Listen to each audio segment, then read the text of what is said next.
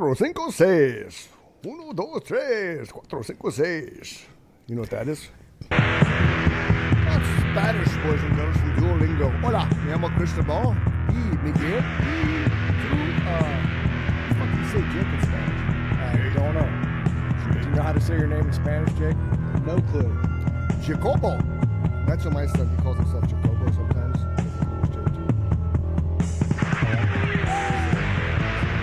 Hey, let that song play just a little bit. Okay, play it. Jake's never heard us. I forgot, he doesn't know a lot about us. I'm gonna tell you how it's supposed to be.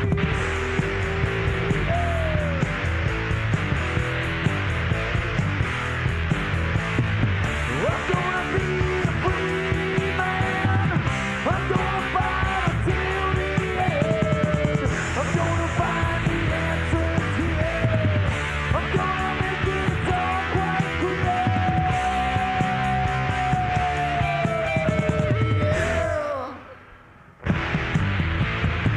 Who in this world today?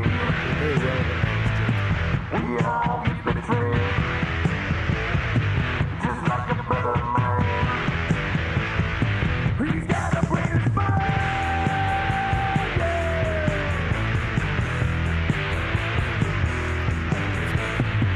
I'm gonna choose the road I take. I'm gonna choose the road to stay. I'm gonna fly with the arrows above. I'm gonna be the chosen one. Yeah. People tell me how to live my life. And fucking preachers tell me about the afterlife.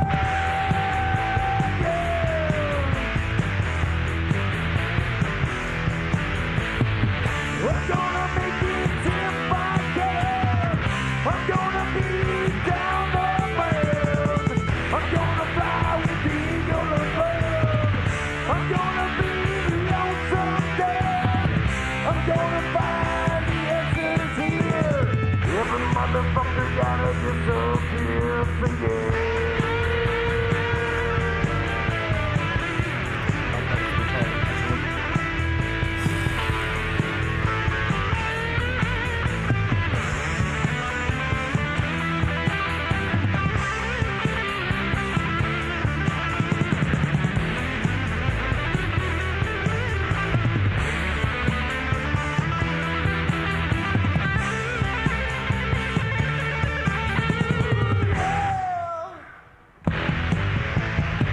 Oh, listen, children, to my mind, I am a victim. Or sister cry.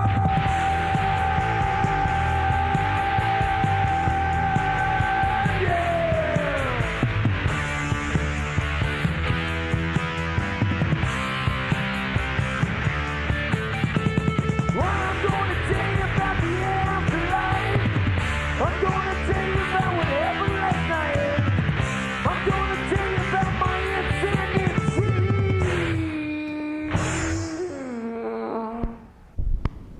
That was Free Man by Nemesis. So, had you had the pleasure of coming to see us play live at some point in your life, that would have been the first song we opened with every night, no matter what our set list was. That was always the first song. Got the crowd rolling right away. Huh? And it would Thank fucking, you. yeah, it would. They would. That's the reaction I was looking for. He said it before I let him into it. So, thank you, Jake. Yeah. I just thought it had a good groove. It was simple. It's 3 chords. It's got a great message. What more can you ask for? The drums are cooking, you know. The drums are way cooking. You know, and the singer would be fucking swinging on shit on top of the stage, and you know. So yeah, You know. you just said something yesterday that struck me when we were talking one-on-one. You said, I really don't know a lot about you because really the only way that Jake and I know each other is I went to school with his dad, and we had similar season tickets at the oldest holiday tournament in the country for boys basketball. Now, what level? Okay, so high school basketball. Yeah. And they come from all over the country. No, it's Okay. the state of Illinois, but it just emanated here. And those kind of tournaments spread out throughout the country, but they started here. Interesting. Do you remember the year, Jake? No, but I know we are going to be on, I believe, 94 this upcoming year, and I don't know what the war did with that, but yeah, I mean, it's almost on the century mark, so. Wow. Yeah. And then so just people that are just joining us now, obviously they know I'm Chris and he's Mike, so let's introduce him, Mike, to our listening audience. Yes. So, ladies and gentlemen, please welcome Jake Green. I know, like I said, I met Jake sitting through many hundreds of hours of basketball, and he was always a go-getter, man. He was always doing something, you know, and didn't know a stranger, just kept working his way up through the tournament. And what did you say you're doing now? I'm the lead play-by-play announcer for the tournament broadcast, and I just did, I want to say 20 games this last year. So I've done it the last 3 years, and so this last December, I think I clicked over right around the 20 mark. I may be off, but that's cool. Right around in 3 days. 20 of the 26 is it's a pretty tall glass, but as he was mentioning, yeah, I mean it's Illinois' original, actually America's original holiday tournament. But we actually had, I believe so. Bennett Academy from Lyle is in our tournament. Let's see, who else was at the state tournament? We had, I'm blanking now, but we had like 4 teams from our tournament that ended up down at the state finals. I mean, that's just the caliber that we had. And actually, who are the guys who have gone pro that you can remember out of there that would impress him, that he'd know right off the top of his head? A lot of them. I mean, notably Derek Rose came through there. So he played for Chicago Simeon, then came down and played during his time. Jabari Parker, Howard Nathan. I think Howard Nathan may have went pro. There's a couple of recent ones. Taylor Horton Tucker went to the Lakers, I believe. There was a guy named Cliff Alexander who I think he's in like Europe now. I don't even know. He originally went to Portland for 1 year, I believe. That sounds about right. Yeah, I think he like kind of went and tried and then ended up, going somewhere and playing. But okay, so I've always been fascinated by call because I you don't know me from Adam, but I've had a radio show on iHeartRadio.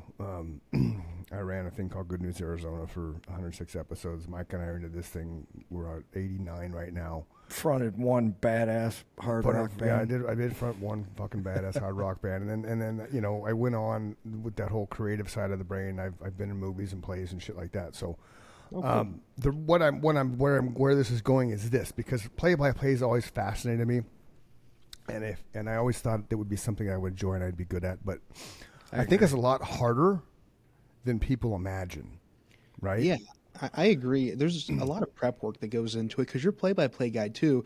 In my eyes, right, you do what's called the housekeeping. So you're welcoming everyone into the broadcast, right? You're taking care of reads, whether that's commercials or schedule of events coming up. So say if we're on game 24 or whatever, I think that would be 5th place for the tournament, for example. Well, 25 is 3rd place and 26 of the championship, and so you want to make sure people know, hey, we're going right into the 3rd place and championship game. Right. And you're also looking down the road of, say you're doing like a Tuesday night game and like for us, Prairie Central is our rival. Say, okay, hey, we're playing Friday at Prairie Central. You're also hitting that game. And you want to make sure that everyone knows when you're going to go live for that day. Right. If they want tickets for the event to come in-house and stuff like that. There's just a lot more than just sitting down and saying, oh, hey, number 22 has the basketball and he shoots, right? Right.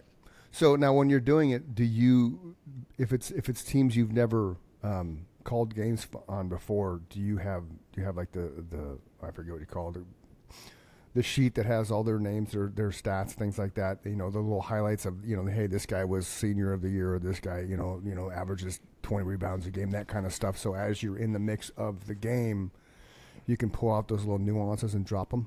That would be the roster, correct? Yeah. Yeah, the roster. When we get into so I do some stuff for just regular season high school. Okay. When you get into that stuff, there's not that much available, so you get what you can. Okay. Tournament time, though, like I said, with the caliber of teams we have, I Sure. mean, we have the Sun Times coming down and the Tribune and all sorts of stuff. These teams are regarded across the country, so you're seeing a lot more coverage on them. Cool. And with that, more stat lines and stuff. Like people are following these teams every game all year versus 1 or 2 games or something like that. A lot of Division I coaches show up. Yep. Oh, nice. Recruiting these guys to Prospects college. Yeah, prospects for those higher colleges too, right? And so a lot of these kids are going to play ball at the next level. But we have a team of statisticians. There we go. Okay. That the whole tournament, They'll every feed game, you stuff. they're feeding, they're bringing papers by. That was kind of my question because when you listen to stuff on TV, right? Watch it on TV, listen on radio, but you know where I'm going with that. It's they'll drop these little nuggets, right? They'll drop these little nuggets, and it's kind of like, well, how the hell do you know that? So that's where I was going. Well, so to my understanding, where that's different is your higher level broadcasts and such. They do have someone in their ear spitting. Yeah. Okay. Hey, Okay. these are these stats, but you get down a little bit, even into some colleges. Yeah. Like the broadcaster is responsible for those, and you can see, I call them play sheets or card sheets, and That's these what I was looking for. Yeah. huge sheets that are just highlighted, color coded. Sure. They have so much information on them. And for us, we have some media packets and stuff that come ahead of time, so I can see that. But we have a thing called Turbo Stats that's live in front of us. It's game cast, play by play, essentially. Just we can see stuff like that. Now, do you do your own? It's like, so you get the stats right and that kind of jazz. Would you like, especially with the tournament? Are you going in the tournament and kind of checking things out? Like, oh, I want to make sure I hit on this topic, this topic, this topic. So even if you don't have somebody chip in your ear, you have the ability to be like, hey, Derek Rose, blah blah blah, from this high school, is here, and all that kind of jazz. So do you prep yourself, or do you just kind of like look at the sheet, say, okay, this is the teams that we're playing against, and then just kind of start shooting from the hip? Because you're experienced at it, right? So you have some bit of just pick up and go. Yeah, I can go from the hip well, but I like to have the sheet too. So usually what I do is I'll get all the information that they just give me right away, and I'll go, okay, here's what I have, and then I go, okay, I want a little bit more, and then I go search for it myself, Google searches, all sorts of stuff. You get that, and then what I'll do is we see round 1 right away. So I think it's 9 games on day 1 that are predetermined, right? Okay. And so I go, those teams, those X amount of teams I know that are going to play each other. So then I'll start putting things together where, say Danville and Bloomington are going to play on day 1. I don't know if that really happens, but if it does, I know, okay, Danville, Bloomington, here's my sheet for them, here's my sheet for them, and I have those ready. And then just as the tournament goes on, it depends, because like I said, having such quick of a turnaround, you don't get as much prep time to just settle down and go back into it. Okay. But I always like to try and start with as much, organization and prep as possible. And cool. Yeah. All right, so if you're just joining, this is Jake Green. He's Mike's friend, and he's the play-by-play calling guy for what, the holiday tournament, the biggest holiday tournament in the country, or the longest-running holiday tournament in the country? America's original holiday tournament. America's original holiday tournament, yeah, which would make it the longest. Times.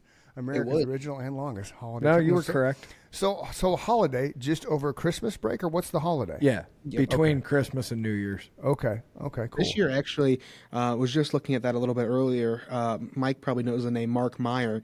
I was on the phone with Mark. We have some stuff coming up, and we were talking about dates for this year, and I'm like, oh yeah, hey, the tournament falls on New Year's Eve. Like, championship game will get over probably about an hour or 2 before New Year's hits.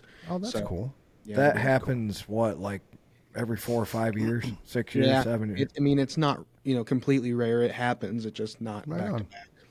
I was there the last time it was on New Year's Eve, and it seems like it was, I don't know, maybe 5-6 years ago. That is kind of cool, though, especially for us old farts that don't do anything on New Year's Eve anymore. Right. So now you, Jake, yes, you are not in high school. You're in college? I am. I'm a freshman at Parkland College in Champaign. It's a community college down here. Champaign, Illinois. That's where U of I is also, just for reference. And because of your background, I'm assuming that you're majoring in some type of broadcast journalism? Mass communications, actually. Okay. So, Same concept. I don't like going into like a journalism thought, right? Like I want to be able to, if the whole production, sports, all this stuff fails, right? Like communications as a whole is still really viable, and I feel like mass communications versus just straight journalism for me is better. You know, I just enjoy it better, and it's a little more of a catch-all, if you would. Yeah, so you can step in any field that revolves around communicating. Yep. Right. I'd like to think so. Anyway. That's cool. Now, what do you want to do? What's your aspirations? You know, that's a good question. I'm still figuring that out. You're welcome. You know, we try to ask good questions. You know, that's good as podcasters, as interviewers, right? You want to try and get the good stuff. Well, see, my background is... I don't like that word, though. There you go. What? I'll let you answer your question real quick, but I don't like that word, interview. That's why I like podcasts. You asked me yesterday, or you said you hadn't listened to a lot of podcasts. That'll be what you'll find is the difference, Jake, is it's not really an interview. It's the three of us just bullshitting, right? Yes. We're just talking, and it makes it way more relaxed. So I'm not picking on you. I'm just saying... Going forward, as you're doing podcasts and you listen to more of them, that's one thing that I think you'll find too is it's very organic. We don't have, like, we've had people on that shared their entire life story, you know, that wrapped around recovery. That legit, when people ask you, what do we talk about? Like, what do you want to talk about? Like, you tell me, and we'll talk about it. Well, do you have questions? No, I don't have questions. We'll have questions when you come on, which is why Mike didn't tell me you were coming on the show. Because, you know, I told you he was coming on the show. I don't remember.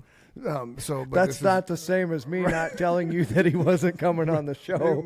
Maybe I was thinking Friday. But anyway, it's not that big a deal. All good. But where I was going is when I was growing up, I wanted to be a writer. So when I first got out of college, I went into journalism and became, you know, and did that path. And then so that's why I asked about broadcast journalism and things like that, because obviously as a journalist, I would have been stuck in a box. Whereas, like you're saying, mass communications, it's, you know, it's all over the place, which is cool. I kind of asked him the same question when we were talking one-on-one yesterday, but I said, do you want to be on, you know, like the backside of production, or do you want to be an on-air talent? Yeah.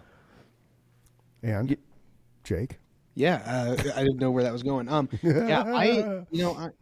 Where I'm at, and you said kind of where my dreams and aspirations are, and I don't know. I'm trying to do what I can right now, though, to see all sides of it. So I'm working some production stuff. I'm doing on-air stuff still. Cool. You know, part of our class here at Parkland, I actually have a radio show every week. So, you know, that's just part of a grade, right? And it's pretty cool. What does your radio show encompass? Like, what are your topics or... So I try and do it a lot more talk radio than they like. You know what I mean? Like it's an alternative radio station. So so they're playing music predominantly. Yes. Okay. Go ahead. No, I was just gonna say, do you play music during your show? Or is it strictly talk? Oh no, there's music. So it's a music station, like I said, and really they have it designed to be kind of, you come on for a quick air check and get back to the music, and I kind of shy away from that. I definitely go a little longer on my air checks than normal. I have segments I like to do. I do a thing called the Infomaniac segment, where usually it'll be like today in history, something cool that happened, you know, whenever time. Sure. Or just a fact or something coming up or something like that. I've integrated a new media page called The Jake Green Show, which I have a segment about now too. And then also I'll do like a music block. And so what I try and do is get like people to call in. So I entice them. Sometimes I'll play music that I know kind of make people go like, I don't know if I really like this, because then they go, let me call them and I'll get my song in and I can hear it. And it's kind of some behind the scenes of what gets people to call in. And we should feed Jake Freeman, Mike, and just let Jake play that on the radio. I would be happy to. See what we can do. So go ahead. So when I did my radio show, I was blessed, because the station manager and the producer behind my show, we all went to lunch. And I'm like, look, man, I mean, it was iHeart, right? iHeart's this huge fucking... And I was like, I'm a little tiny fish in this big old ocean. I said, if I ever can't fit my head through the door, you guys have my permission just to kick my ass. And because I was genuine, they went the extra mile for me. So I had 5 segments in an hour, which gave me the ability to have 5 different sponsors per show. So nice. kind of what you're talking about, like this. Hey, this portion of the show is brought to you by We Fix Ugly Pools. From innovation to creation to complete backyard creation, We Fix Ugly Pools does it all. 602-253-4499. So and then I would do stuff like, hey, this segment of the show, is being brought to you by whatever. But it was cool in that fact. So I kind of get what you're doing, and I had different things for my 5 segments. So we had what was it, Real Talk? It was real. I don't know. Fuck, it's been a while. Some kind of like we would speed stuff up. We'd have real quick ins and outs and little different kind of segments that would keep the people engaged, and that carried over when I did Good News Arizona. Doesn't work so much here. We tried a couple things, but it's just because this is such an organic approach and it's just really us having conversation. We just don't really have a true format. We just kind of roll with it. Right. But I dig the radio part of it, and that's smart that you're doing that, because then you get your own little take on things. You get your own personality start shining through, and it's cool. I like it.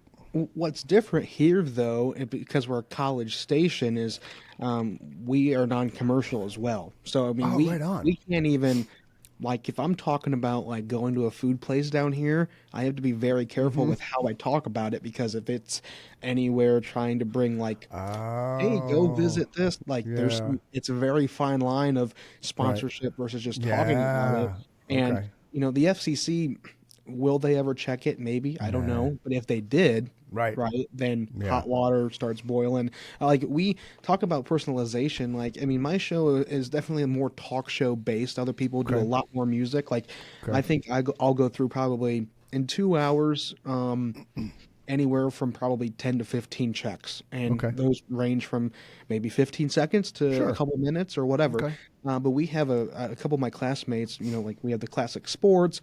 Nice. A guy does NASCAR.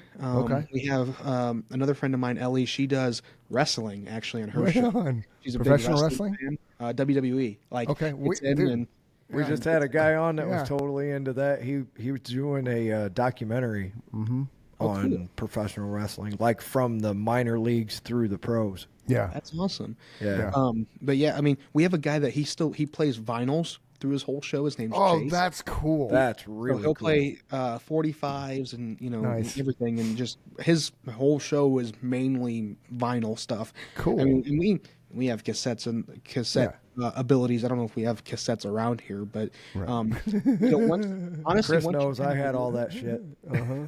Once you kind of get into the class here, it's really cool, because we get on 5 weeks on like a little closed circuit practice studio, and then after that you kind of take the reins. And the first semester of the class, so the second semester is definitely wide open. Like, the first semester you're still under some regulations of let's try this, get comfortable before you go crazy. You got to make sure Jake's not going to go off the rails, right? That's right. Doing a bunch of fucking profanity. And in that second semester, we probably gotten close. There's a dump button if anything gets crazy, but yeah, I mean, in the second semester it's wide open. It's, hey, what do you have, a 10-second delay? 30? 7 to 10, I think, somewhere in there. Yeah. We haven't used it. Honestly, I don't even know if we've been taught how to use it. I think they have a lot of trust in us. So at one of these points, I'll probably come in the summer and just mess around and play with it and see what happens. Yeah. But learn on. So now, as you go through with this degree and how you're doing, now, are you going to learn all the aspects of it, like the whole gamut, from sitting like right where you are to production side of it to post production, program director? Yeah, you're going to learn all those things. Yeah, so that's cool. At Parkland, it's really cool. I plan to transfer to Illinois State to get my bachelor's after I'm done here. But oh wow, nice. We have what's really cool about Parkland, and what made me choose it is I came down, actually. So my dad and I think my mom both too actually came down here and went to school, in the 90s. But it was never a thought in my mind, because Illinois has community college districts, and our district is Bloomington, and it's just a different school, so it was never a thought. And then I finally went, man, this Heartland College doesn't have what I want. And so I came down to Parkland, very close on names, came down to Parkland one day and went, like, right away, yeah, this is it. This is where I wanted to go.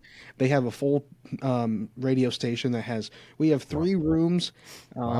We have a panel on our station that is 4 mics plus the host. Cool. We have production spaces, whisper rooms, so on. Nice. And then right next door to my left is the TV studio. So we have a full-on studio that used to go Sweet. on public access and stuff like that. And Illinois State has similar, but it's $30,000 a year versus I think this is per semester about 5. So I mean, 30 versus 10. Sure. I'm going to take a community college that has a really good, it has a good placement too. They do a lot here. They do a lot of Very smart move. And for sure. And our instructor Adam Porter, very smart guy, our radio director Dean, they want to see us succeed. And like I say, it's my class. I think right now is maybe 15 people, a little under, and so I mean you're pretty one-on-one, and you can get as one-on-one as you want, right? Like if you want extra information, they're like we all work together. There's not a separation of instructor versus student. It's all like we're just here. That's and cool. A lot of collaboration. It's a really good place, and I'll be. That's sad how the when I place quit. that I went to that I was telling you about up in Chicago was. It was very hands-on with the instructors, and they wanted you to run the show because they knew that's what you were going to do for a job, right? Yeah, and I love the hands-on part of it. Like That's how I learned. So it was imperative for me. And you said you're the same way. You got to do it to understand it, right? There's a lot of people out there like that. Yeah. You can throw me in a book, but let me see how it's done. You know what I mean? Like, let me actually work with the board. Let me work with the microphone. Absolutely. And put the stuff together. Like, I can set up mixers and, I can set up a live show for basketball pretty much with a camera and all of our everything pretty much all the way. There's some of the technical stuff that it's not quite in my headspace for that yet, but that's cool though. Chris knows I was totally into that. I wanted to understand how the PA system worked, how the lighting system worked, because I wanted to know how to tell those people to give us what we wanted, right? Sounding like the way we were recorded was important. So, well, and like we talked about yesterday a little bit, we have a vocational center. They call it Career Center now, but Career Center attached to our high school. So in Pontiac, we have a career center that does, oh man, they have a ton, from culinary to criminal justice to firefighting to digital media. Right on. Actually, really cool. Digital media class, I was in there last year. I think we had 6 kids maybe, and now I think they're full with however many, I don't know. I mean, double digit. I mean, they doubled the class size in a year, which is amazing to see. So when I went through there, that class would have been like the graphic arts, and it was kind of a media class too because Macintosh was just coming into existence. We had the Apple IIc or whatever the fuck it was. It was way back, but it was still the same concept of the springboard to college was that much easier because not many high schools have that advantage, right? Well, and like my schedule my senior year was I had an hour and a half in digital media. I went an hour and a half in criminal justice. I just Jack Bristow, really enjoyed him and took his class 2 years. I wasn't going to be a cop. I mean, I eat donuts. I don't really, that's about the only thing I have in common there. But, and then I ended up doing a work study combination where I was able to actually work with my athletic department and my athletic director, John Neisler. So I would do the classwork for work study, which was another hour and a half. So my whole morning of my day is LACC, which is the Livingston Area Career Center. Then turn around lunch, then 6th hour. So the next hour after lunch, then I was in the AD office, whether that was emailing other ADs for different things like broadcast wise or something. Sure. Really, I didn't do the operations of an AD. I kind of worked more on the media side of stuff, which was really cool. So I got to, innovate things like that, make graphics, do different stuff like that, which was really fun. And like if we had to set up for a game, like say we had football on a Friday night, when I'm in there on a Friday, I'm probably taking stuff for the press box and just kind of being an assistant, if you would, is really what it was. And then I think I had an English and a math class. So I barely went to actually Pontiac High School my senior year. That was my junior and senior year because I went to work for the rest of the day. I was in co-op. A lot of kids did that where they was awesome. they would keep a job, and they'd go to school for a couple hours a day, and then by 11 o'clock, they're going. Whether they started work at 11 was a different story, but they were done with school, and then That was also me. Yep. Like a lot of kids, I think actually I had vocational graphic arts and lunch, which I just left. I'm like, I got to go to work, which was the part that everybody lied about. Right. I think I'm going to lunch where I want to, you fuckers. they would start later, right? And they could get out of school a little earlier. And what was really nice about the Career Center is they really cared about professionalism. They have the core expectations, which I have in my fridge in my apartment still, but it's accountability. It's all the core, like, hey, if you're going to succeed at a job and in life, here they are. And I remember spending class periods just learning how to shake hands. Like, you would shake hands, learn how to sit down, handing out a resume.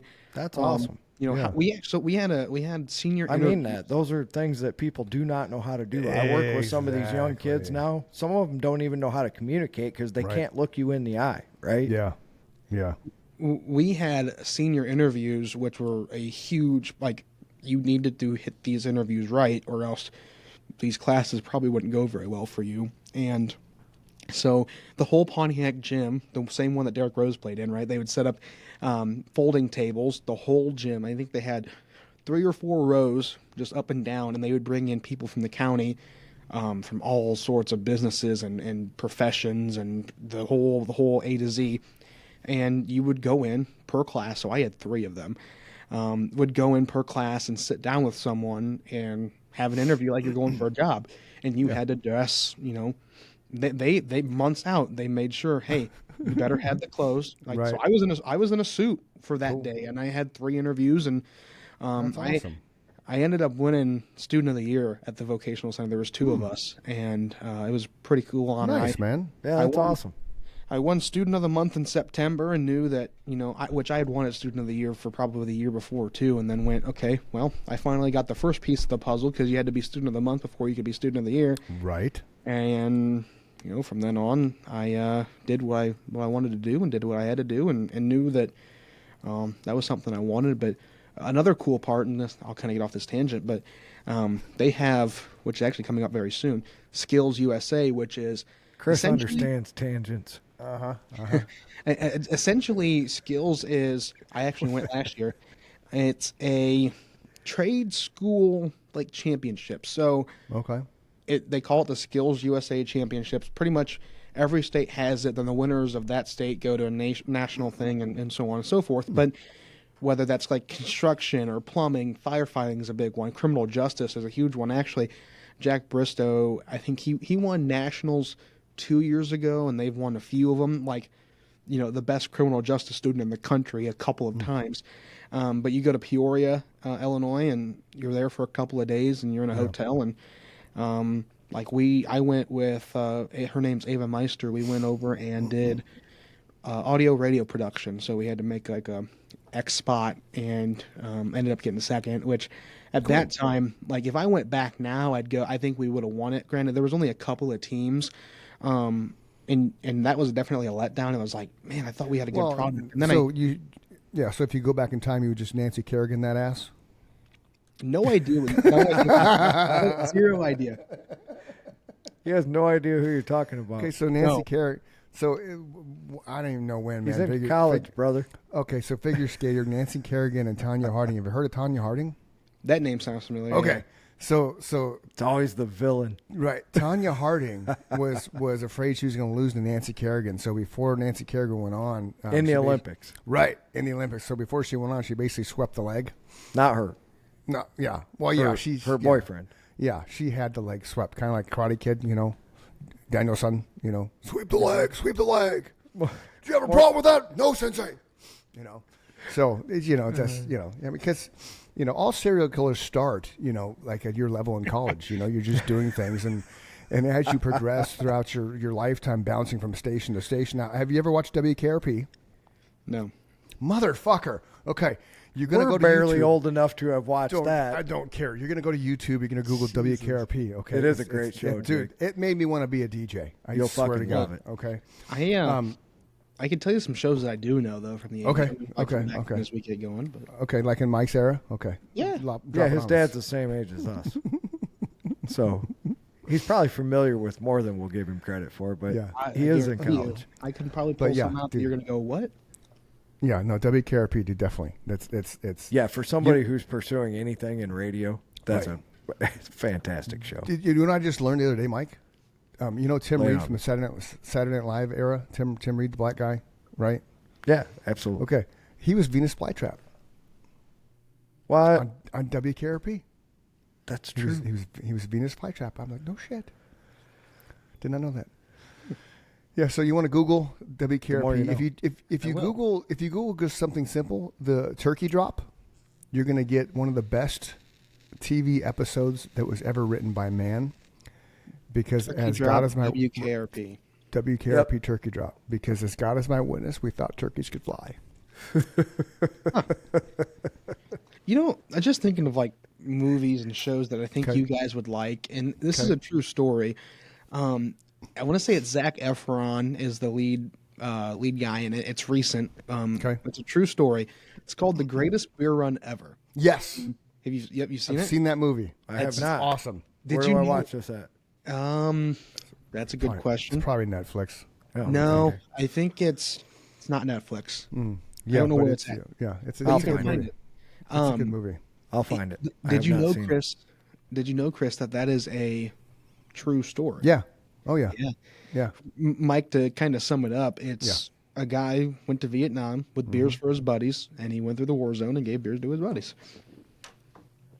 That's awesome. Yeah. And I mean, that's pretty much the whole movie. But it's I can't believe I didn't know about it because I've been fascinated with Vietnam as much as I am with serial killers. So that war fascinates me because it was started on a false premise, right? And so many people died for nothing. The things those guys did to survive, I can't believe I didn't. You might have told me about it, maybe. In Vietnam. Yeah. Yeah. Because it sounds familiar. I don't think you and I ever discussed it, but it's a good flick for sure. I'll check it out. It's a good flick for sure. Sorry, I have somebody texting me. Tell Chris about your racing career, Jake. Oh no shit! Like NASCAR type I told stuff? you he'd get excited. Dirt track for sure. dirt track. Okay. Oh, Yeah. right on. Close enough to They're NASCAR. the ones that kind of go whoosh when you turn the corner. There's a mud flying. He's driving shit. a real fucking stock car. Don't let him Right downplay it. on. Right on. I'm With sure grown I men, can, no less. Yeah, and I can send some pictures or whatever. You guys can see that stuff. But yeah, I started in go-karts, and honestly, I had to look this up and even think about it because I don't remember. Mike kind of mentioned this last night, and I just think it's cool. I think I started go-karts in 2015, 2014, give or take. I don't know for sure. Did that for a little bit, then moved up to stock cars in probably 19, 20, somewhere in that. I think it was 19. I don't know. Somewhere in that area. And yeah, it's kind of done it since and made some pretty cool partners with it. And I've been around racing for a long time. So I think my first race I ever went to, I was like 6 months old in Ohio. But met a lot of people. And that's kind of where my career is going right now. I've been doing stuff with Flow Sports a little bit. I don't know if you're familiar with that name at all, but doing some production work with them, and kind of getting my legs and my feet wet there.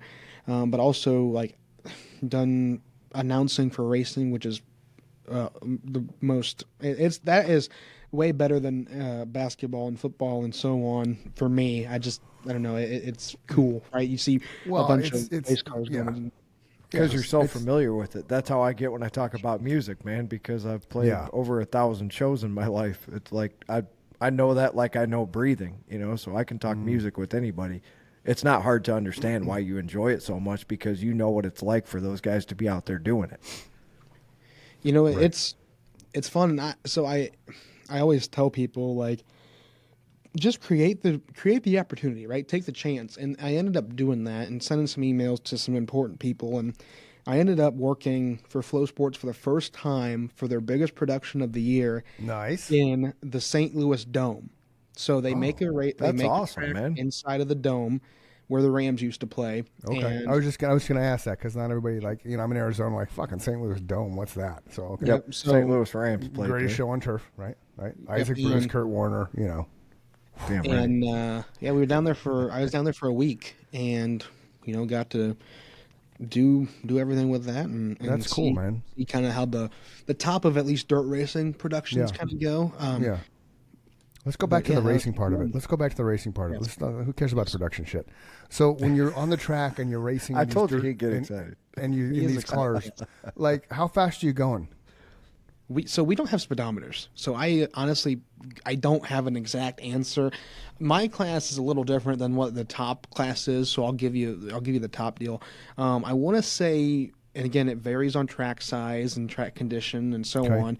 But I want to stay in the range of like 70 to 90. Yeah, because you kind of know you're going fast. Give Like, him an idea how big Fairbury is. It's a quarter-mile dirt track, so like There you go. quarter He's mile. going like, 70 to 90 miles So an hour. okay, so it's like a regular a high school track, because a high school track it's a quarter mile because was you my got to next do 4 analogy. laps per mile. Right. Yeah, Okay. there you Cool. go. So you're doing 50 to 70 miles an hour on the dirt track, right? My class, I bet it's probably it's slower than the top class. I don't. Why? Why, man? What the fuck, Jake? He's in the class down from the. From the pros. I say it like a JV to a varsity type of thing. Okay. So There you you're go. JV right now. Yeah, it's kind of an entry Okay. class to to get into things. Honestly, my focuses have shifted from what I would race during the summer and pick up jobs as I can. Now, kind of, we had a wreck last year at the end of the year too, so the car's a little Were bent. you in the wreck? It was. Did you wreck it? How wreck? Did you like roll He's like the Ricky driver, Bobby shit? brother. No, I have not rolled it. You didn't Ricky Bobby it? I got around and was sitting for just a second and got hit, and so just when the other car hit me, it it kind of moved me over a little bit and kind of bent some of the midsection of the car. Oh, But, so it's just kind of like a fender bender. I mean, no, it broke. I think it broke some of the welds and bent the chassis some. But, Okay, so you're in the car and Yep. you get hit was like a whoom, and then like holy shit, what was that? So honestly, what happened is I get in and I get around, and I'm facing the other way. Okay, and So you see the car's coming. facing Like, yes. "Ah!"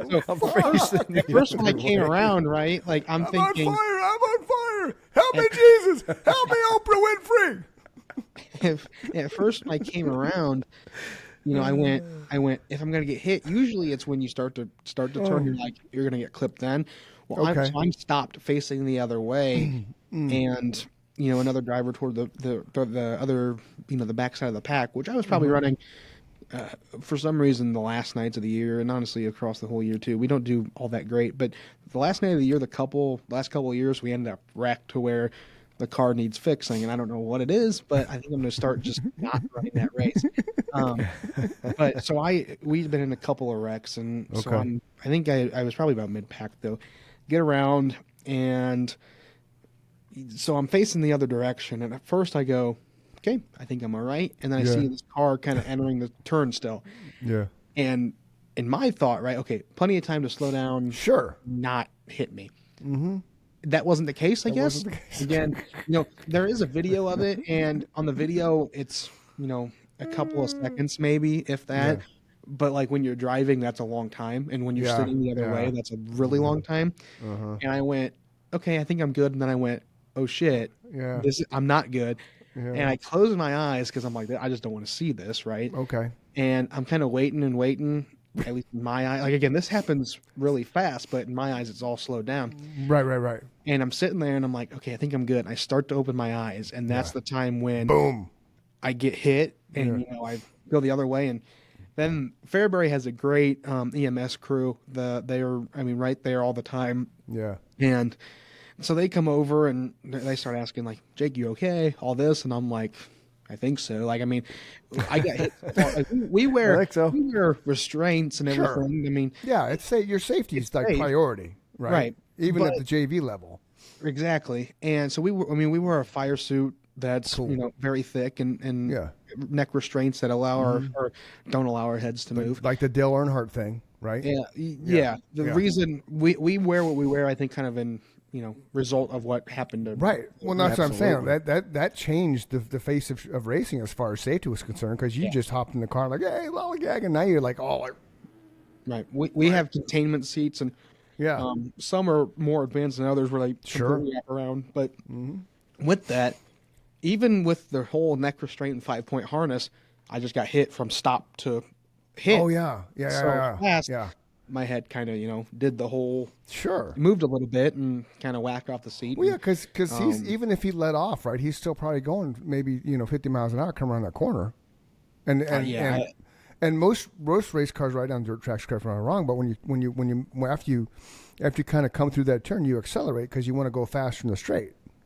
Yeah, and I was honestly maybe right in the middle or right before the middle, and so I don't know when they got in. I don't know if they didn't slow down. What happened? I couldn't tell you. I don't think they were going. Again, I honestly. Hey, I know. Yeah, speedometers. I know. But he was like, "Oh, there's that fucking Jake guy." Still, yeah, there's probably go. Just hit him a little bit. We but don't have speedometers. Mass communications. Fuck that, dude. This is a racetrack. I'm gonna wake him up. It did. It did. It came in and kind of hit me, and my car sat the other way, and they got life flighted actually for that. I did. You did? They did. Yeah. They did. Oh, wow. See, that was karma because they ran into you, and they were, they were like, "I'm gonna fucking I don't know. I'm not sure if they were wearing the same restraint or not. I don't know. Right? They just got life. They just got lifted. They are still alive though. Yes, we're fine. I think. Well, so there's a precautionary measure of I think they were having trouble maybe feeling some. This is a stinger essentially. That makes sense. Makes right? sense. Hit a 2,000-pound car and probably just stunned. But as soon as Cellcast, which is the Southeast Livingston County Ambulance Service, they do really good with the racetrack, and obviously it's in their backyard. Look at all. You notice all these name drop he's doing, Mike? Like he's giving all these people props and shit. Yeah. Like, so when Mike gives you all these shorts, like you can oh, look, I mentioned you. Look, I mentioned you. Look, I mentioned. Now give me free shit. I want a shirt. This isn't Jake's first rodeo. I need some stickers for my car. You're gonna sponsor me next year, okay? He spent more time behind the microphone than I have. Okay. Not than you, but he has than That's me awesome. for sure. I've always said that I try and help those who help me as best I can. Amen. We do whatever too. that looks like. Absolutely. I think that's important. I think that was a compliment. Chris appreciates stuff like that. It was. So your crash side of it, because I know you like to talk the technical shit. We don't want to talk technical all the time, man. We want real world shit. So did you have nightmares about this? No. Okay, so it didn't fuck with you PTSD wise? Didn't make you not want to race, right? No, I've had some different moments where you wreck and whatever, and you think about it and so on, but I can't say I've had a moment where I get in and I'm timid. Okay. So it was about it, but. Yes. So it wasn't like Ricky Bobby after he had the horrific crash, and it changed the outcome of NASCAR for him. I will say I haven't raced since that wreck, but I don't.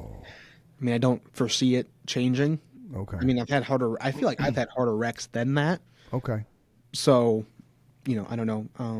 But our life wasn't in danger, but it would be the equivalent of like having a bad gig. It didn't make us not want to play the next gig. No. Yeah. It's like how that sucked. Yeah. Let's fix it. It goes. We just humiliated ourselves, but whatever. There was one time we had just fixed. I mean, I think we either just fixed the car or just got it. Anyway, it came from the shop, and we have a guy named Jim Ferris who helps us out quite a bit and gets Jim Ferris. Mike probably knows Jim. I know the name for sure. Say hi to Jim, Mike. Don't let him down. But I just know the name. I don't know him personally. And we were qualifying, which is the fastest. So in dirt racing, the track will slow down as the night goes on typically. Sure. Because you start off really wet and tacky and a lot of traction and so on. And then it gets to honestly just about like glass toward the end of the night. Well, yeah, because you're wearing out the dirt, right? And you're packing it down, and then so the cars start moving. Now, are the dirt track? Because I've never looked at dirt track tires. Are they like they're not obviously like the street ones, right? As far as tread, they have a little more tread to them. Well, kind of. They're they're grooved tires. You can see it online somewhere. Just look up Hoosier tires. So ours are skinnier. Hoosier tires. Yes. Like Hoosier Daddy. Like who's your daddy? But Exactly. Who's your daddy? Exactly like Okay, that. okay, Same okay. spot. Like the state of Indiana. Yes. Who's your daddy? Oh, Hoosiers. Oh, okay. Yes. Hoosiers. I thought who's your tire? Like who's your daddy? No. Like the state of Indiana. Yep. Okay. Like Hoosiers. Like the Gene Hackman flick. Hoosiers. Yes. He died, you go. know. I know. Sad. Yeah. Alzheimer's. I like one of my favorite actors ever. Yeah, he was a good dude. But yeah, I mean, you can, and they do, all sorts of stuff to make them. I mean, there's a whole science to it. We can talk for a while on it. But yeah. Okay, so we're mass communication specialist, which is just a wide genre of things. So you could be the greeter at Walmart because that's communicating with people, all the way to having your own show on ESPN. So that's legit right there. There's a lot of in between, right? Yeah. Right. Dirt track racer, which is cool. So let's go back to the serial killing part because you kind of just laughed that off. Okay. And Mike and I have been forever wanting to get a serial killer on the show. So when he told me, you were coming on, I'm like, sweet, let's just dive into this shit. So when did you know that you loved killing people? Because I think our audience really needs to wrap their head around that too. And you have a perfect cover for it because as you move from town to town up and down the dial, right? Because you're going to be in radio, right? And so I had to live with this every day of my life, Jake. I'm kind of the same way. Like, I welcomed him back into my life, right? That's where I'm at. When I get in Discord with some of my buddies, sometimes I'll just be sitting there and I'll go, "So, you really think the government killed JFK?" And then we'll go, "Dude, shut the fuck up!" Like, and like we're not doing this again. Of course they did. I go, but they did. Of course they did. They did. Like, what? Why did Jack Ruby shoot Oswald? Like, why? Right. You know what I mean? Yeah. The latest thing on that was it was because of the Cuba crisis, right? And Kennedy wasn't. It was a multitude of things. He wanted to dismantle the CIA. He wasn't on board with the Cuban Missile debacle. Crisis. Yeah. Right. Yeah. I get to write a. He was too much for the people, man. Yeah, it's true. And you can't do that if you're probably the last president that made that mistake, I would say. Well, you learn from your lesson. You learn. It just Bill Clinton was for the people, but unfortunately, it was usually just females on his desk. But he was a president for the people. Yeah, that's true. He was. Mm-hmm. We all got surplus checks back then. I wonder how many kids Clinton has from the Oval Office era. Like rock star kids, right? Like you have to sign the NDA, and you ever think about that? Like how many secretaries did he do? No, all I remember is that's the last time we had a balanced budget and we were getting money in the fucking mail for just living. Yeah, hey, we got extra money. When's the last time you heard that? That was it. Yeah. Do you remember Bill Clinton, Jake, or is that past year or two before your time? What year were you born, Jake? 05. He does not remember Bill Clinton. Fuck, dude, you're only 20 years old? 19. Wow. Birthday's in October. Yeah. So if Mike and I were a gay couple, you could be our son. That's true.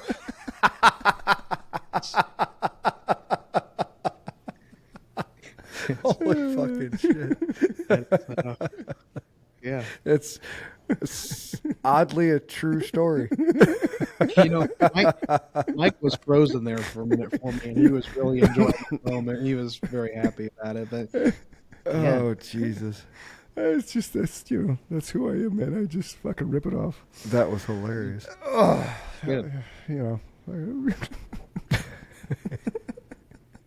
Can't imagine why he was the front man of a rock and roll band, right? You have to have that kind of quick wit for sure. What's your favorite music right now? Who's mine? Yeah, anyone. I'm in love with Alter Bridge right now. I've been in love with Alter Bridge for several years. Alter Bridge, if you don't know, was the next step from Creed. Do you know Creed? Some, yes. Okay, so Nemesis, which you heard, people would ask me what Nemesis sounded like if I had to put it on a major scale, and I always said we were Creed before Creed was Creed, because how I wrote, it wasn't about partying and getting laid and getting drunk. It was real life experiences. Every song had a purpose. Every song told a story. Every song was different. Every song, melody-wise, was different. Musically, was different. It could stand the test of time. And we have songs that we wrote, like shit you not, that could be played now and they'd be relevant. Like Free Man could be relevant now. Listen to Your Sin was actually written about tripping on acid. Yet I've never tripped on acid, but I've had people say that when they listen to it, like, holy shit, I could have swore you're tripping on acid. But it was just because I wanted to be a writer and because I went through the journalism. I'm one of those people. Right. I didn't know, so I wasn't going to open that up. One of my favorite classes in college was a descriptive writing class. It was this Sikh. The teacher was a Sikh, S-E-I-K. His name was Sol Khalsa, and he had the big turban on his head. But he taught me how to really get into descriptive writing. So as I was learning how to become more of a writer, writer, that carried over into lyrics and stuff. So it helped everything kind of evolve from there. So for me, musically, I've always looked at the singer first. And then if I like the singer and the vocals and the style, then I'll dive into the lyrics. So I loved Creed until Scott Stapp went down the cuckoo trail. Miles Kennedy is the fucking phenomenal range of a singer, and I just fell in love with them. So I mean, they're kind of my thing now. I listen to everything. Today when I was doing yard work, I mixed all the Journey songs I have on my iPod thing. Mike and I we have such a long laundry list of music. The only thing I really don't like is rap. I'll listen to Eminem a little bit. I won't listen to a lot of Snoop Dogg. Nikki loves Snoop Dogg, so every now and then I'll kind of listen to a little bit about Snoop Dogg.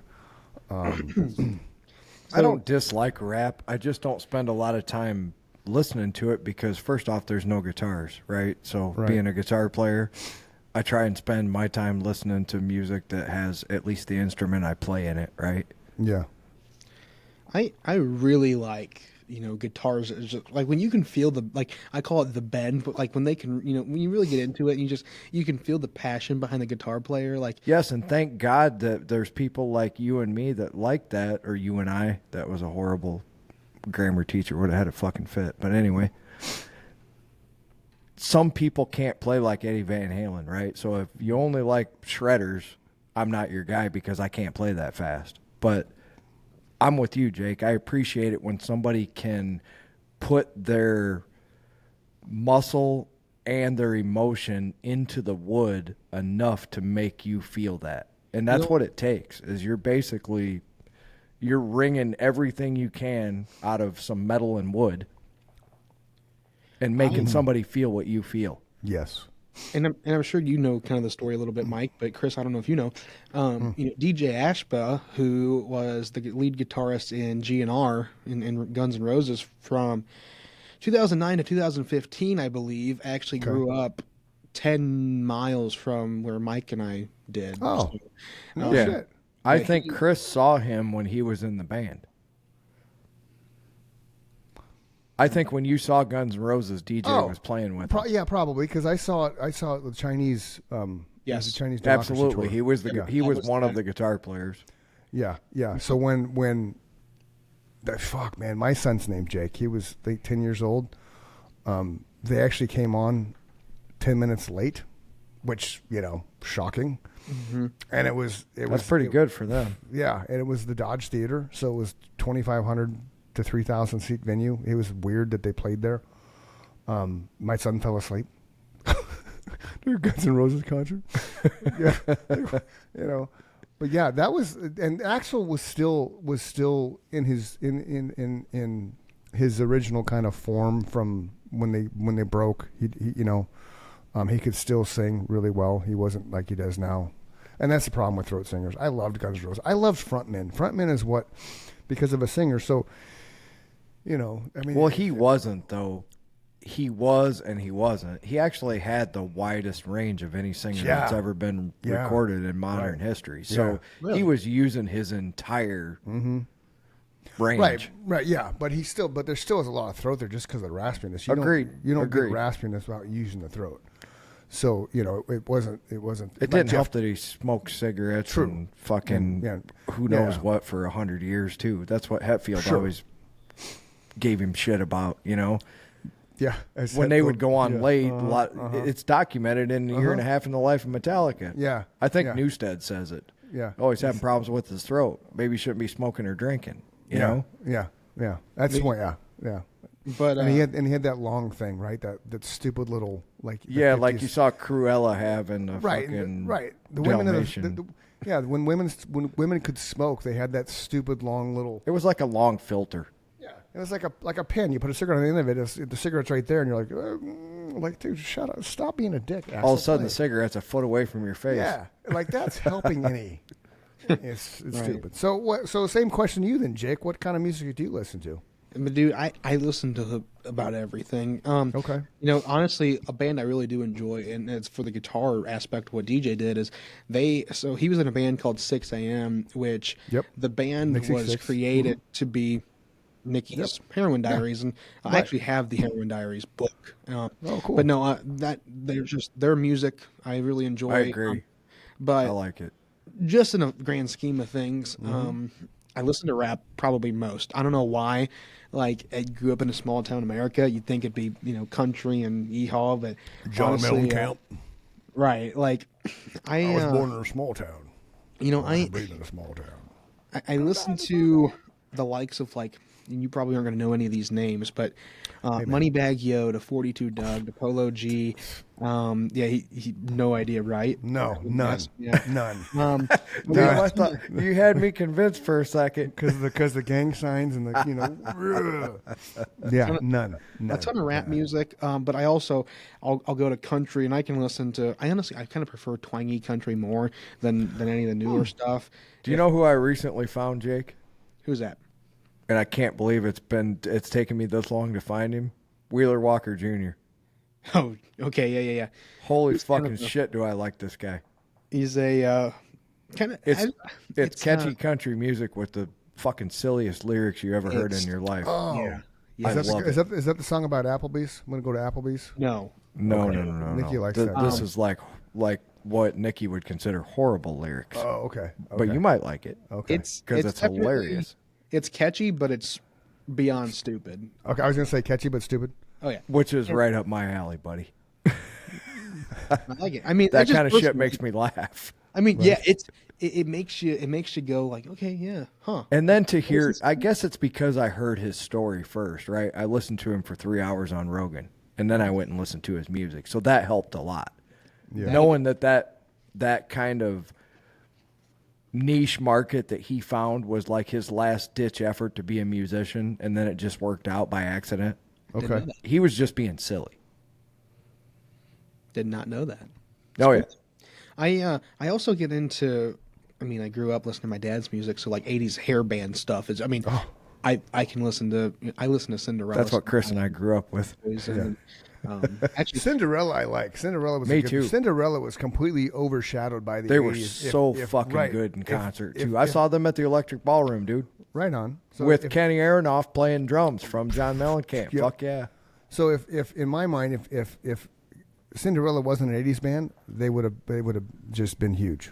They got lost in the '80s bullshit because I from agree. from a musician standpoint, how they wrote their songs and how they played their instruments, they were a legit fucking band. They just had to go into that era and break that. Same with Rat. Rat was so underrated as a band. You put Rat Another and- great live concert that I think Right? your dad was at the same concert I was, Jake. We saw them in probably 1988, maybe. that's what I'm. They were amazing, man. Warren DeMartini is, like Right? Chris said, so fucking Yeah. underrated as a Yeah. guitar player. He kept getting lumped into this. He's an Eddie Van Halen clone, and he so wasn't, man, No. because it was his. If you listen to the opening of Lay It Down, Oh fuck, dude! That's one of as my a favorite guitar songs, player, right? that's one of the greatest opening riffs in the history of music, period. I don't care what genre. yeah. It just grabs you and will never let you go. That's what you're looking for as a player, right? You're in Love. The Rats You're in Love has that. That's same another kind of- one, Yeah, dude. fuck yeah, dude. Yep. Just and Yeah. I follow Stephen Piercy on Instagram. It's a trip because he's just playing all these little clubs and shit. And him and his Warren wife DeMartini's back with him. Rats back together, according to the that would be cool. I would go see them. Scuttlebutt on Facebook. I would go see them if they came to town just to go see them. Another quick musical question, because you brought up John Mellencamp. I saw a thing saying that he's got cancer or some shit, and he's planning his burial in Indiana. Is that true? Have you heard anything like that? I wouldn't be surprised. The dude's fucking... Well, he smoked 4 packs of cigarettes a day for 62 years. He's been dying for years. I was going to say, I feel like I saw a thing where he was sick recently, but I don't know. Okay, I was wondering if either one of you guys saw the same thing, because a lot of that stuff's AI bullshit. Here it is. Nope, here it is. Teddy Mellencamp says famous father John Mellencamp planning... That's what I saw. Planning her burial amid cancer. Teddy Mellencamp says famous father John Mellencamp planning her burial amid cancer battle. Her burial. Oh, I read that wrong. Is it his daughter? Teddy says famous father John is planning her burial amid her stage 4 skin cancer battle. The Real Housewife of Beverly Hills opened up about her Jack and Diane Singer's plans after her melanoma metastasized on Tuesday's episodes of Two T's in a Podcast. That's funny. Dad calls 11 times in a row. Finally, I answer. I'm like, I'm in the bath. Leave me a little. And he goes, I just want to make sure you're going to be in our group family mausoleum. So yeah, it's his daughter. It's his daughter. Okay. That's horrible. I read that wrong then. No, it's okay. That's why I did it. Yeah. I feel like I have. So the former, let's see, the legend in the room and blah blah blah. Mausoleum, and she's got 3 kids: 12-year-old Slate, 10-year-old Cruz, and Dove, who's 5. She shares with her husband, Eddie Royabe, Mellencamp and his home security entrepreneur. And the home security entrepreneur have hit pause on their pending divorce during her cancer treatment. So Mellencamp's getting divorced. Shocking. For about the 13th fucking time, probably. How many times has he been married? Because he was just dating Meg Ryan a couple years ago. Like, what the fuck, dude? I don't know. I saw something on Facebook. I feel like that I saw. That's what I saw, though. What he just read is what I saw, Jake. I just read it wrong. Okay, so 19. Yeah, he's got 3 wives. He said 3 wives. He said he's married Priscilla Interline from 70 to 81, Victoria Granucci from 81 to 89, and then Elaine Irwin from 92 to 2011. She was the one in the video. Dance Naked. That was the one he was like, damn, he's fucking got a hot little chick. She was a model. Yeah, and she was also on the cover of the Whenever We Want It album. Yes. Yeah. He's 50. He's 55, dude. He's our age. Doesn't look at that. Mellencamp. No, I'm sorry. Elaine's 55. Yeah, it was like, holy Christ, he's way older than us. Elaine's 55. Let's see how old he is. He's like closer to my dad's age. 73. He's 73. Really? Yeah. Yep, he's 73. Yeah. Year and a half younger than Bull Steele. Yep, he's 5'7", born October 7th, 1951 at Seymour, Indiana. His net worth is $30 million. Wow. His disability is spina bifida. He was born with spina bifida.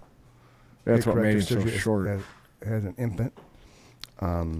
His first album came out in 1976, The Chestnut Street Incident, when he was named Johnny Cougar. Hey, I'm Johnny Cougar.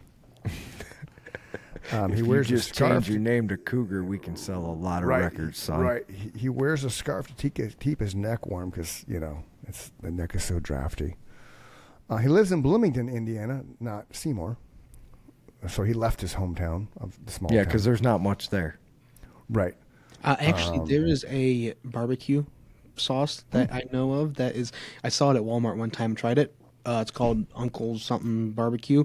Seymour, Indiana is where it's made or something like that, I think. No shit. I read the bottle. I don't know. I'll have to send you a picture of it. So this is interesting. His commercial breakthrough was American Fool, which had the songs Jack and Diane Heard So Good on it. And of course it was. Those are the only 2 songs that made the #1 spot on the Billboard. For the rest of his career? Well, it says what was John Mellencamp's #1 song, and that's what they reference right there. Yep. He's been dating some chick named Kristen Ketterberg since 2023. So obviously he's married and getting divorced, but they're putting her on hold. Or maybe Teddy's getting the divorce on hold. Maybe Teddy stopped getting divorced because she's going to die. Because that'd be kind of pointless. Like, I'm going to die. I'm not going to divorce you anymore. I want to fucking be dead. So then you can just move on. That's probably what he's doing. Seems more logical. It does, right? This is funny. Is John Mellencamp a smoker? You think? The thrice divorced grandfather is a chain smoker. That's all Yes. it says. He's a septuagenarian. That's a big word, boys and girls. I will tell you one thing right now. The only person that I saw smoke more cigarettes at a concert than John Mellencamp was the fucking guitar player for Duran Duran. Really? That guy smoked. And I'll tell you what. Wow. I went to that concert because somebody gave me a ticket, and I was like, They were amazing, Duran's- right? Holy shit, dude. Yeah. I walked out of there. I was like, I was wrong about everything I've I heard thought that. about this. I- Dude, I- they were. Yeah. If my jaw could have hit the floor and stayed Yeah. there, that's where it was the whole time. But that motherfucker lit one cigarette after another, just Huh. the entire concert. I want to say I watched something about Duran Duran. They and were I- so good, yeah, dude. and I On a was- level it I was- can't even imagine because there were no backing tracks back then. Right. That was them. No. And Damn, they were good. they were like on top of the music world for like a decade. And I They think still it was- are yeah, everywhere and but here. Yeah, well, and they just sell out nonstop. Yeah, they play like Nonstop. fucking soccer stadiums. Yeah, it's 100,000 crazy. people It's crazy. So Mellencamp has because they're so good. yeah, Mellencamp has a lot of kids. He's got Teddy Mellencamp, who's Oh, yeah. dying. Arroyov, Hud Mellencamp. He definitely Hud. liked to fuck. Hud Mellencamp, like Hud, HUD, Hud, Justice. You run out of Spec. names. Dude, Teddy, Arroyave, Hud, Justice, Speck, and Michelle. His grandchildren are Cruz, Slate, Alexis, and Suzanne. What the fuck, Suzanne? Really? Could you not do better? Suzanne Peach is one of his grandchildren's names. Suzanne Peach. That's kind of cute. It is cute, but with all the other names, she's like, oh, that's just Suzanne. Don't worry about her. She doesn't know what's going on. Speck, where are you? At least he didn't name one of them Moon Unit like Frank Zappa. Well, that was Frank Zappa. Didn't one of the Arquettes name their kid Oreo or Cookie or something? I don't know.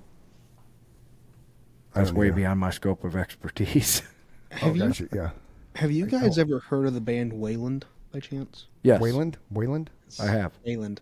They have a song called Indiana Jones. My dad and I we were in the street or watching Jackal was headlining that. I've seen Jackal. Jackal. I've seen They Jackal. were fucking amazing. I saw them at the Electric Ballroom too. Yeah, Jackal. I got a good Jackal story. Yeah, I tried to Jackal. get actually, I got on stage with Jesse and did lumberjacking through the bar stool. And I saw the video your dad put on Facebook back then. I tried to get How him- old were you then? Maybe 12, 10? No, probably not even. Yeah, about probably 10 or 11, somewhere in that range. But we were in Streeter. Yeah, I want to say Jackal was headlining that night. That was Buck Cherry, but I think it was Jackal. And Wayland came on, and I enjoyed them. But they came out with a song called Indiana Jones, and I'm not from the '80s, obviously, but it's about like growing up Indiana Jones. in the '80s, and it's good. I mean, I'll put it in my playlist, man. That's it's a cool. slower song, but it's like, it talks about like one line I really like is like, I wish John Candy still had time. River Phoenix in his prime. What a time to live. Busy being kids. Wonder years of our lives. And Dude. That's cool. So, and Wonder Years was a TV show. Yep. Absolutely. I had a friend who actually thought Wonder Years, now this is before reality TV was even a thing. He Thought thought it was a Wonder real- Years was a documentary. Really? Like after about 4 or 5 years, we turned it on or something, and when it was over, it was like, it somehow came up organically. It's like, what's a documentary, right? I'm like, That's hilarious. what the fuck, dude? Seriously? Yeah, and MASH was live fucking war coverage. Right. talk about so talk about like old shows real quick. Okay. MASH was one that I would watch. And Awesome. There was a stint there. Happy Days Yep. was Yep. one. Awesome. Emergency. Yep. Oh, Okay. yeah. Roy DeSoto and John Gage. Gage. Man, what Love else? Boat, 8 is Enough. Not familiar with those. Gilligan's Island, Brady Bunch. Maybe you only had a couple. Maybe I Dream of Jeannie. See, I grew up at watching TV a lot because I was sick. So Me too. all that stuff. Yeah. So all that stuff. I Dream of Jeannie. Yeah. But you got to remember, he was born in 2005. Right. was. I mean, is that really accurate? 2005. I That's guess it accurate. would because my well, yeah. I watched well, Handy yeah, Manny and the Little Einsteins. Okay. What about Jimmy Neutron? Did you like Jimmy Neutron? I think I missed Jimmy Neutron, like the boom of that by Chris has years. kids and grandkids, so he's gonna cross over here a little bit. I I'm think when fucking Jimmy lost. Neutron was rolling. I want to I don't know. I never caught it. I was a Disney kid for a while, and then I'm sorry. I went to YouTube.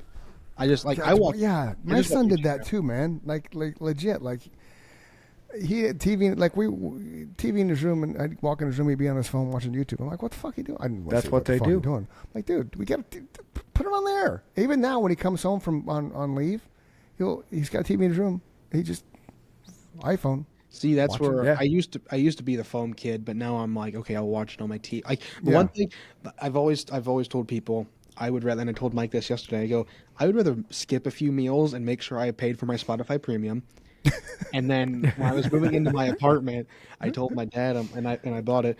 And I'm like, I want a big TV. So I got a 55-inch for my apartment. I'm like, Nice. there's these things that are just joys of life that I want. Yeah. Like, They're important to you. Those are important to me too. I like having a nice sound system and a nice big TV because when I sit down to watch a movie, I want to feel like I'm at the movies. The walls need to shake. Did you guys ever see the movie Hacksaw Ridge by chance? Yes. Oh, 100%. Good fucking Fuck movie. yeah.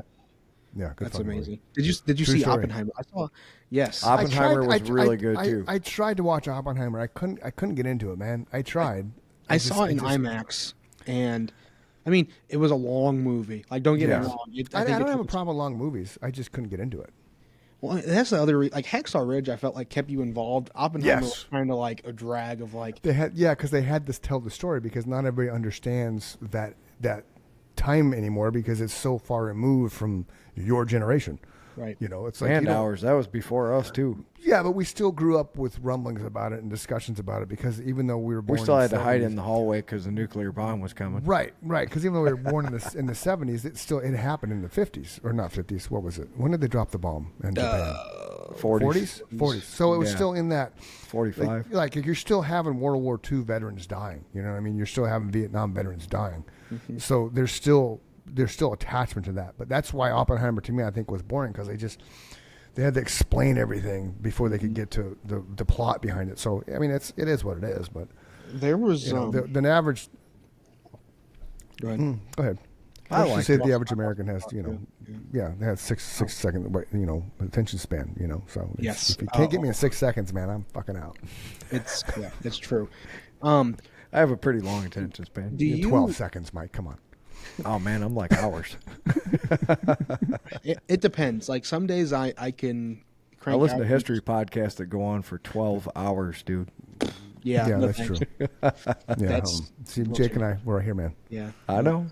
like I I like can. history, but not like that. What I end up I'm fucking odd. is, I get is it. like I can watch a YouTube video and then like ads come on and like I pull up Yeah. my phone and like it's a bad habit. Yeah. And then Ads some piss people- me off. We have that in common, Jake. Like, If an ad comes up, you lose me. I get distracted, and sometimes like I'll just be watching, and next thing I know, I'm like, oh, the video has been back for 5 minutes already. Oops, I've been on TikTok. So have you guys seen? Sorry, have you guys seen both of the Red Dawns? So like 84 Yes. Red Dawn with Patrick Swayze, and then Yep. Original's better. yeah, I never watched the new one. I've seen the old one 100 times. It's with the Jake. What is it? Jake and Gyllenhaal? It's No. Josh Peck. Which Yeah, from from Josh. the show. Who? Jake and Josh. Drake and Josh. The kids used to watch Yep. that. Drake and Josh show on Oh, Nickelodeon. no or something. idea. They, So then, yeah. no, No, it wasn't Drake Bowes, the other guy. But yeah, it was terrible. Number one, he grew up really awkward looking and just like he's hard to look at. And I don't mean that in a mean way. He's just one of those people that is Well, he was a very big kid for a long time, and then by the time that movie rolled around, he had lost a ton of weight, and he shot up. yeah, So he was, and then he shot up. So when you shoot up and lose all that weight, he made him look really unhealthy and like almost like he didn't have a stroke, but his face looked like he had a stroke because everything was kind of saggy. he's You know what I actually mean? he if you see him now, he's cleaned up a little more. But That's cool. What did you know? And Mike, I don't know if you ever told Chris this. There was a Mike movie doesn't tell me filmed. anything, man. Wow. There was a movie filmed in Pontiac with Jamie Lee Curtis and Patrick Swayze. Oh, And I C. Thomas probably Howell. told him. He wouldn't remember. I probably told him back in the 90s. What was C. Thomas Howell was in Red Dawn too, I think. Yeah, 100%. Yeah, but they filmed in downtown Pontiac for a good majority of that film. Yeah, that would have been one of Patrick Swayze's first roles for sure. Yeah, it was Because nobody 84. knew who he was then. And, Yeah, it was what movie- 84. And what movie was that? Grandview, USA. Okay. Fucking terrible. But it did have a lot of stars in You think it. so? You think it was that bad? It was terrible. Everybody's first movie sucks, man. My first It was movie- cool to see our town, but Yeah. It- it was, Okay, speaking of Illinois, did you know Groundhog Day with Bill Murray was actually filmed in Illinois, even though it took place in Punxsutawney, Pennsylvania? parts of Planes, Trains, and Automobiles were filmed here too. I drive past it on I-55. So right did you on. when you came back. Yeah. So There's the a dude- motel right there. The motel that they stayed at the first night Oh, when for they the were supposedly in pillows? Wichita. Yeah, for the pillows, the Yeah. pillow incident. Okay. That's right there on I-55. Where's your hand between two pillows? There's no pillows. So How about those bears? the bears. So my buddy who thought Wonder Years was an actual documentary, his hometown is where they filmed Groundhog Day, and it was fucked up because it was a weird time in the country where recession-ish, and they came in and redid all these houses, the fronts of them, so it looked like they looked in the movie, but the other side of town was just still shit. But for whatever reason, they filmed it there instead of Pennsylvania, which doesn't make any sense, but they did. What are you gonna do? I just saw Uncle Buck for the first. Oh my God, I've- that's a great one. I've had long hair quite a bit. Like throughout high school, I had long hair quite a bit, and bigger guy too. And I was always referred like John. There you People go. I say can I see look that. like John Candy. You say that, you do. There's your And- resemblance there. and so you're, I'd you're never- John Kennedy's love child. Could be. Dude, when he came through Illinois for that movie, he ran into your mom in a diner, and here you are. There we go. Did you not know that? Because I'd you're be a lot you're- older, Yeah, if so. yeah. We He wanted would to be way yeah. older. Way older. Well, but they froze you.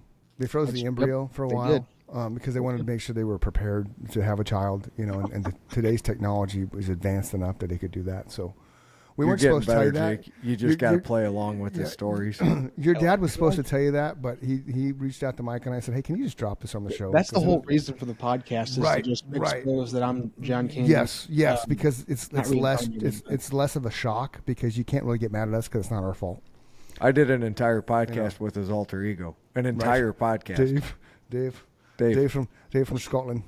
Ireland. I You mean, don't even Ireland. remember where the fuck Ireland. he I was. don't See, know I if was he's paying from Ireland. attention.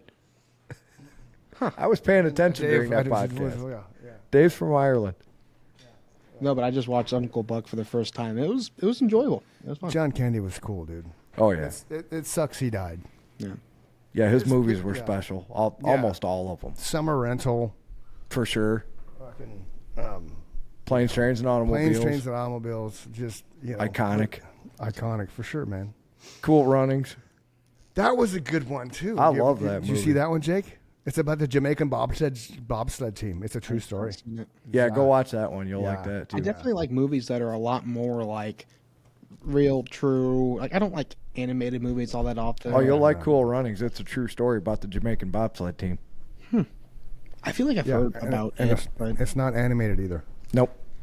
I like real movies. Honestly, war movies I do end up watching. I feel like a lot, but Full Metal Jacket. yep. Okay, so Marines will tell you that is the most accurate portrayal of boot camp during that era. Even my son, like he'll watch that, and even though his boot camp wasn't anything like that, that is the most accurate depiction of what boot camp was like in that era. That's So, pretty awesome. Full Metal Jacket, really good fucking movie. Oh yeah, I've seen that probably 25 times too. Apocalypse Now, if you've never seen that. Nope. Oh, You'll love that one if you like war movies. I want to. You probably won't know. Matrix. Did you ever watch the Matrix series? No. What the fuck, man? 2005, Chris. I keep forgetting that. Okay. 2005. So many you others? want to war movies? You got to watch Full Metal Jacket and you got to watch Apocalypse Now. Both of those in their heyday were like the shit, like just accolades galore, especially with the directors behind them, Oliver Stone. Did you ever watch recently? Val Kilmer died, which is a drag. Do you know who Val Kilmer was?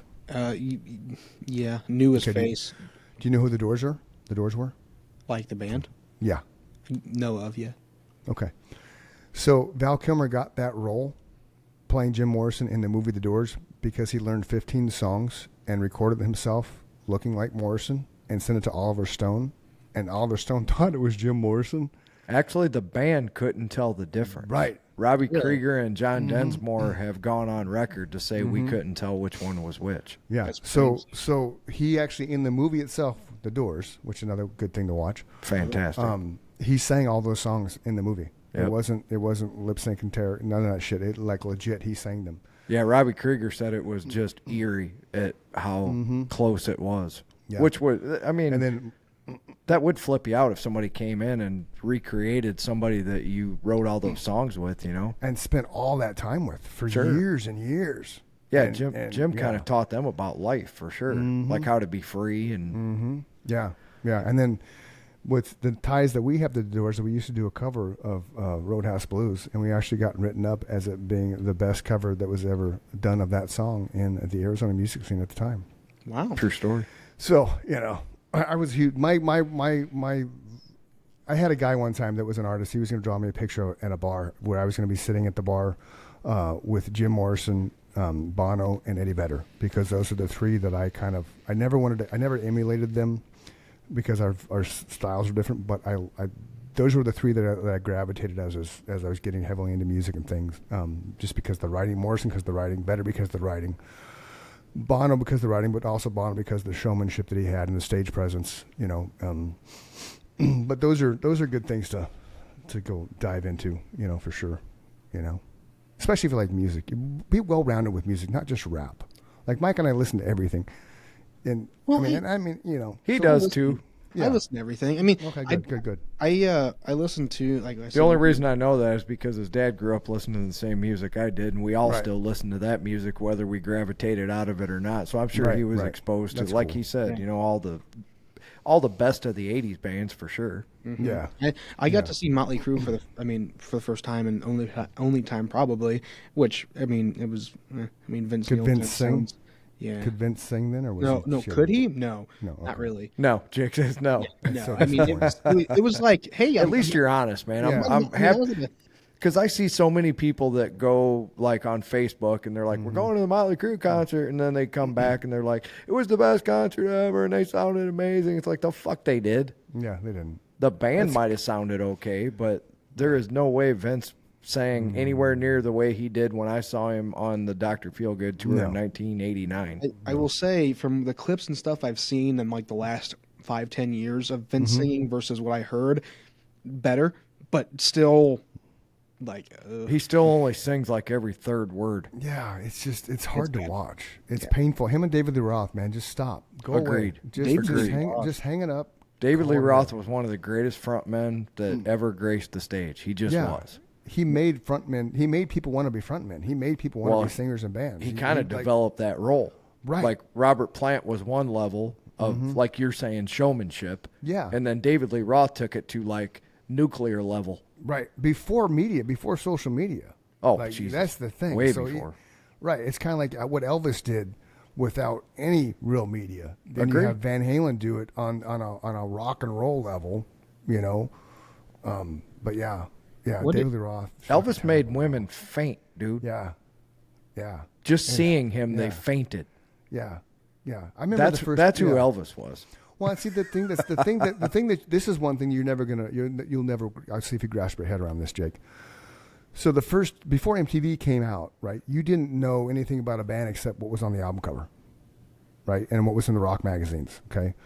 So the first time I saw the Scorpions live, it was blown away because like, holy shit, they're actually real. There they are. There's this rock band. They're from real Germany. people. They're I like, agree with that statement. Right. And so, when the lights go off before the band comes on, like legit, man, from head to toe, your entire body would tingle because the magical moment was happening. You're finally going to get to see this band that you have, all of their cassettes, because there was cassettes back then. And I had 116 posters of the Scorpions in my room, little OCD. But when they, it's just it's like cathartic. It's like religious experience, but that's lost now because of all the social media and all the I was just going to say, no matter how much you felt that feeling, right? There's no way that you would, and your dad would agree with this too. There's no way that you can understand what he's saying, and that's sad. Yeah. Because when I first went to see, not unfortunately, because they were a good concert, but I went to see Poison for my first concert, and I still had that feeling, man, when the lights went down, and like Chris said, all of a sudden everybody was talking and milling around and doing whatever, but the house lights go to black. Yeah. And all of a sudden, the band's always got a little whatever. Something. Not very many bands just come out. They got something they blast through the PA real quick or whatever. Yeah. That moment right before the lights came back on, I mean, I got goosebumps like you can't even imagine. I'm getting goosebumps right now because explaining, and then as the lights go back on, and then the crowd erupts. And then you have this other euphoric feeling because you had that moment, then you have this moment, and they're playing the song that you love because they always came out of the gates with the most popular song. And the only thing that you had to relate to that particular artist was what you heard on the radio, and like Chris said, what you knew of their album, the little bit they gave you on the liner notes or the artwork, or because I told a funny story yesterday about how I found Molly Hatchet, because I was going to the record store and I always picked the bands with the coolest album covers, right? So I thought I was getting a heavy metal band, and I got home and they were like Florida Southern Rock, which I love. I became a big fan, but if you look at any Molly Hatchet album cover, you would think they're like Black Sabbath. Yeah. Because they got this, I can see that. Dark Knight Rider on the back of a horse, and you remember those album covers from them. Oh, yeah. There was a time there when I was 5th, 6th grade, I'd walk home or whatever, and my dad got me this little, it wasn't an iPod, but just off-the-wall little MP3 deal, and, like, there was X amount of songs on it, and I think there was, like, 2 LA Gun songs. I think, like, Electric Gypsy and Ballad of Jane were on it. Yeah, good songs, man. You got into these, like, just old school. I mean, but that's what I listened to, too. I enjoyed hair bands, and I still do. Like, I wish, I've heard stories, right? You run into the Sears, right, to get your tickets for the concert or so on. Sears or Dillard's, and they would be little like take a dollar bill, cut it in half, and then like Rush would have glitter. The Rush would be all glittered out. So you'd see the ticket like $5 in the glittery Rush. It was pretty badass. That was the other thing. It was like, how are we going to get tickets? Yeah, like your generation can't imagine that. Like. Wrapping up his original point, the reason that we know you can't have that feeling is we no longer have that feeling at a concert either, because media we're just exposed to so much more now, right? Yeah. You just, because if you're not exposed, you're not playing stadiums, unfortunately. It's not about the music, it's about the image now more than anything else. And so many people have seen you on YouTube or whatever, so you don't have that. The moment's gone. The moment just doesn't exist anymore. What's the word I'm looking for? You don't have that mystery, right? You don't. It's not. You kind of know it. You said it best. I had the same feeling the first time I saw a real live rock and roll band. It was like, wow, they're real people. They're right there. Yeah. Versus now, and they're doing everything on the album. Yeah. And it's not quite right, but I love it. Right. It's faster. Versus he talks. Versus now, when you can Google a set list and know exactly what they're going to play, when they're going to play it. You can like sometimes, and I see these memes all over, and I do it all the time. Like I work on homework or whatever. I'll turn on full concerts because they exist. So like there was one time I watched a Jackal concert front to back. I kind of regret doing that because it wasn't the best show they've ever done. But like you do that. Like I couldn't go look up these bands playing, and I think what would be a great channel, okay, and MTV is not the answer for this, but even a great network like a Netflix, right? Call it Net Rock, right, or Net Music, whatever, but have nothing but music, have nothing but concerts. It would probably sell like fucking crazy. It would be the greatest thing ever because you have. I would love to just dial up the Worldwide Live the original that they released, but you can't anymore because it's on VHS. They're not releasing it ever again. But that would be great to watch in its entirety again because I watched that so much as a kid. There's so many live concerts and things that like MTV used to do every Saturday night concert series where they'd have a band play live for an hour wherever they were at. The first one I ever saw was Journey playing in Detroit. It was fucking fantastic. That's where I became a Judas Priest fan because they played that Priest live album, and I was like, holy shit, that's what I want to do. Yeah. Right, what those guys are doing. That was amazing. So we need to come up with a concept and create our own network of nothing. And it's all genres. And it's A to Z, anything and everything. You want to pipe in, you want to listen to Marilyn Manson. Boom, here's Marilyn Manson. It's kind of like, whew, everything you ever want to know about Marilyn Manson. His concert footage, his videos, his documentaries, his behind the music, all that shit. It'd be such a cool thing to have, especially for people that you would love need music. what they call a venture capitalist. Right. Get on that, Jake. You can be a partner. I don't have those funds, but I agree. I think that'd be No. That's just your homework assignment. You got to make connections. Yeah. Okay. Yeah. Just start networking. Mass communications, Jake. Mass. Yeah. Okay? When you come back on this show journalist. and you're name dropping names like when I was talking to Warren Buffett the other day. Right. Right. See your mass communications. So we took it out of the box, and it's MC Jake. We'll call it the MC Jake channel, like Chris Jake can, and it'll be all about music. You guys? I know Mike said he knew him, but Chris, if you haven't seen Bert Kreischer yet, he has a really good podcast. He's a comedian. Okay. He just dropped one with Gene Simmons not too long ago, and it's definitely worth giving a look. Yeah, I'm gonna check that one out for sure. Bert Kreischer. I'll check it out. Mm-hmm. All right, we're at 90 minutes. I got to bounce. Oh, damn. Yes. It's almost 5 o'clock on a Tuesday, and Nick and I go. I told him. Okay. I gave him the heads up. Is up. that running or dancing? He's going running. A little bit of both, man. A little bit of both. He does dancing, though, too. Yeah. We usually Saturdays, we go country dancing. And neither one is a joke. No. Chris is a man of many talents, buddy. Yeah. I appreciate you guys for letting me come on, and we thank you for doing it, man. Yeah. I think you have the privilege now of being the youngest guest we've had. Yes. Because my Jake's older than you. Another reason I wanted him on here. Right. So that's cool. So if you continue on with your show and you want two crazy fuckers on your show, we'll be happy to do it. Yeah. And let's get Freeman on your show, dude. That would be cool. Yes, I'll send you a WAV file, and if you can do it, do it. Yeah, you got our permission. So yeah, let's see what the college kids think of the Nemesis. Don't tell you anything. Just say here's a band called Nemesis. This song called Freeman. However you introduce it, and just let it go and just see what people think. That'd be cool. Yeah, it'd be interesting to see what they reaction would be.